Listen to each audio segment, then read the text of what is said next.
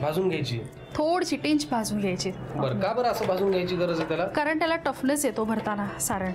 अच्छा, त्याच्यावर ते व्हाईटिश स्पॉट दिसेपर्यंत ती पोळी भाजून घ्यायची. आता दिसायला लागले. बरोबर, तितकीच, जास्त पण नाही झाली पाहिजे.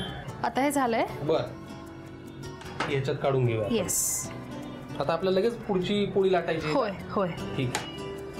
पोहा समोसासाठी लागणारे सारण जे आहे ते आपण तयार करून घेतलं. त्याच्यानंतर आपण ही जी समोसाची पोळी आहे ती लाटून आणि अल्लाद भाजून घेतलेली आहे. अशी आपण अजून एक घेऊयात, ती पण भाजून घेऊयात आणि मग पुढच्या कृतीकडे वळूयात. मैद्याच्या या 2 पोळ्या आपण लाटून आणि व्यवस्थित भाजून घेतल्या. तुम्ही म्हणाला त्याप्रमाणे याच्यावरती ते पांढरे डॉट आले आणि प्रमाणात त्या आपण भाजून घेतलेल्या आहेत. पुढे आता कट करून घ्यायचे. येस. बरं, अशा पट्ट्या करून घ्यायच्या. येस, अशा पट्ट्या. बरं, अशा प्रकारे या 4 पट्ट्या तयार झालेल्या आहेत. पुढे काय करायचंय? ती पट्टी सारण एक काठ धरला, हे कोन सारखं असं केलं. अच्छा, सारण हवंय करायला एकदम सोपं आहे. होय. ह्याच्यात आपण पोह्याचं सारण भरतोय. होय. अजून लागेल सारण? नाही, पुरे. सारण आपण भरून घेतलं आणि मैद्याचीच पेस्ट तयार केलेली आहे ते चिकटावं म्हणून. बरोबर ना? येस. हे असं आणि हे असं पॅक करायचं आणि ही जी गॅप आहे ती पण मैद्याच्या पेस्टने भरून काढायची. येस, वाह, एक्झॅक्टली, क्या बात आहे. आणि हे असं ठेवून द्यायचं. Very nice. अशा प्रकारे तयार झालेला आहे एक पोहा समोसा. पण तो आत्ता फक्त आम्ही पॅक करून घेतलाय. त्याच्या आत पोह्याचं सारण आहे, अजून डीप फ्राय करायचंय. तर मला काय वाटतं आपल्याला एवढा एक काही तर पुरणार नाहीये. करून घेऊयात. घ्या मग करून. नक्कीच मी सारण भरायला मदत करतो. नक्कीच. थोडं बघा बरं. पुरे समोसा आपण व्यवस्थित पॅक करून. हो, व्यवस्थित पॅक करून घेतलंय. तेल जास्त तापून द्यायचं नाहीये, थोडं कमी दाखवायचंय, नाहीतर मग समोसा काळा होणार. पोहा समोसा आपण करतोय तो व्यवस्थित पॅक केलेला आहे आणि आता आपण तो डीप फ्राय करतोय. तेल तापलेलं आहे. किती वेळ लागेल तरी याला डीप फ्राय व्हायला?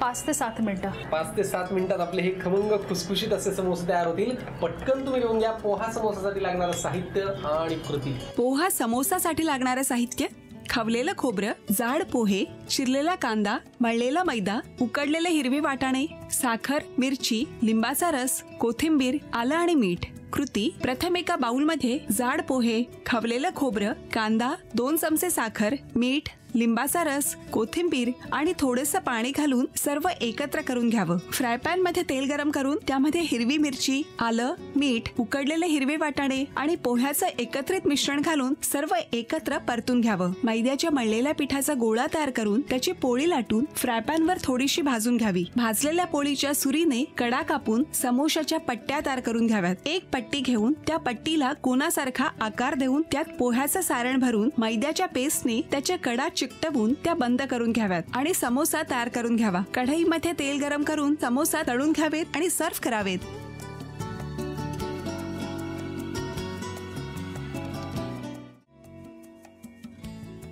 आता याच्यात मी घालणार आहे कांदा.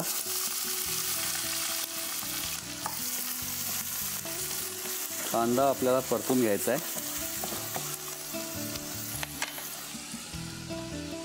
बेबीकॉर्न पण आपण कट करून घेऊया. मोठे मोठे त्याचे पीसेस ठेवतोय, फक्त त्याला डायमंड शेपमध्ये कट करून घेतोय. आणि आता हे बेबीकॉर्न्स कट झाल्यानंतर आपल्याला बाकी आता कांदा परतून घ्यायचा आहे. आता हा कांदा ब्राउनिश व्हायला लागलेला आहे. आता एक काम करू आपण, याच्यात जे आपले बाकीचे इतर मसाले आहेत आणि आलं लसूण पेस्ट आहे ती पण टाकून घेऊया.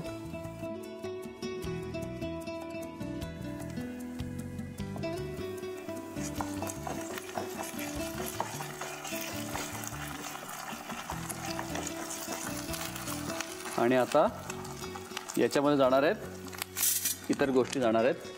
याच्यात जाणार थोडी हिरवी मिरची, थोडं तिखट,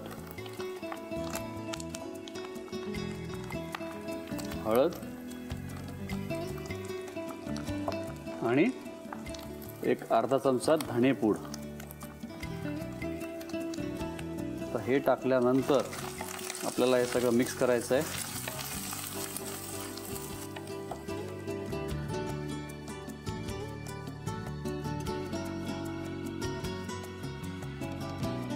त्याच्यात मी टाकतोय मशरूम्स.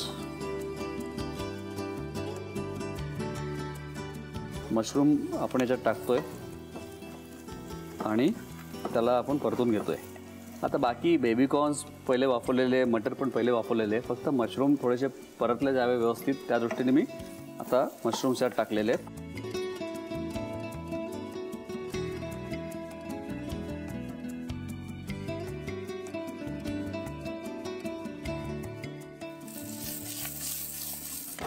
आता गॅस वरच्या बाजूला हे काढतोय आपली कढई आणि याच्यामध्ये फेटून घेतलेलं दही टाकतोय. 1 वाटी दही टाकतोय याच्यात.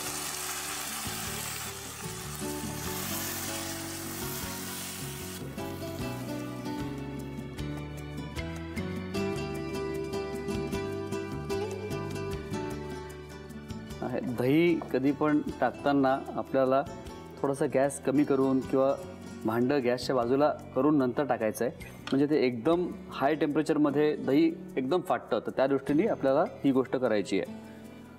त्याचबरोबर आता याच्यामध्ये मी टाकणार आहे बेबीकॉर्न्स आणि थोडे मटर.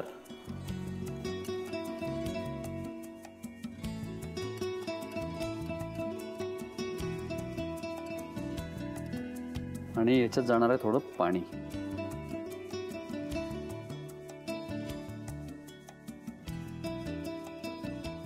मीठ आवश्यकतेनुसार. आणि तुम्हाला टाकायचे असेल थोडे काजू टाकू शकता तुम्ही. असतील तरी चालतील, नसतील तरीच पण चालतील. पण एक थोडासा रिच थोडी आपली भाजी व्हावी त्या दृष्टीने मी काजू पण टाकले त्याच्यात. आणि तुम्हाला एकदम घट्ट अशी ग्रेव्ही पाहिजे असेल तर किंचित 1-1.5 चमचा काजू असे अख्खे नसतील टाकायचे तर काजूची पेस्ट टाकली तरी पण चालेल.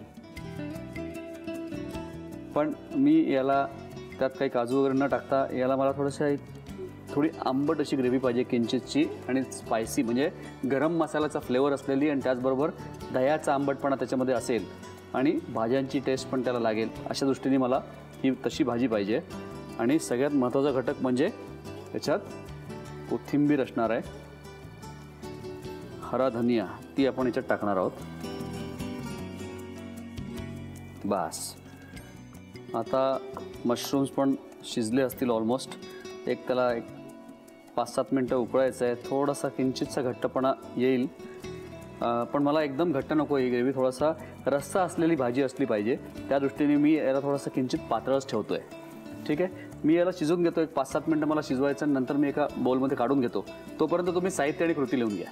मकई, कुम, मटार, हरा धनियासाठी लागणारे साहित्य: मशरूम, बारीक चिरलेला कांदा, उकडलेले मटार, दही, उकडलेले बेबीकॉर्न, बारीक चिरलेली कोथिंबीर, तमालपत्र, दालचिनी, जायपत्री, लवंग, मसाला वेलची, हिरवी वेलची, बारीक चिरलेली हिरवी मिरची, धनेपूड, काजू, आलं लसूण पेस्ट, हळद, लाल तिखट आणि मीठ. कृती: कढईत तेल गरम करून त्यामध्ये तमालपत्र, लवंग, मोठी वेलची, हिरवी वेलची, दालचिनी, जायपत्री आणि कांदा घालून सर्व मिश्रण नीट परतून घ्यावं. कांदा परतल्यानंतर त्यामध्ये आलं लसूण पेस्ट, बारीक चिरलेली हिरवी मिरची, लाल तिखट, हळद, धनेपूड, मशरूमचे तुकडे, दही, बेबीकॉर्नचे तुकडे, उकडलेले मटार, पाणी, मीठ, काजू आणि बारीक चिरलेली कोथिंबीर घालून सर्व मिश्रण नीट मिसळून एक उकळी काढून डिश सर्व्ह करावी.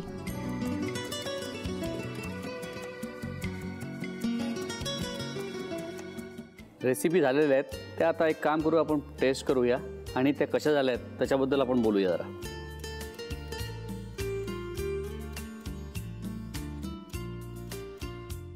पहिली जी रेसिपी आहे एक बटाट्यापासून आहे, आलू आणि मेथीचे कबाब. आता आपण करणार आहोत कॉलीफ्लॉवर स्टेम गार्लिक पेपर.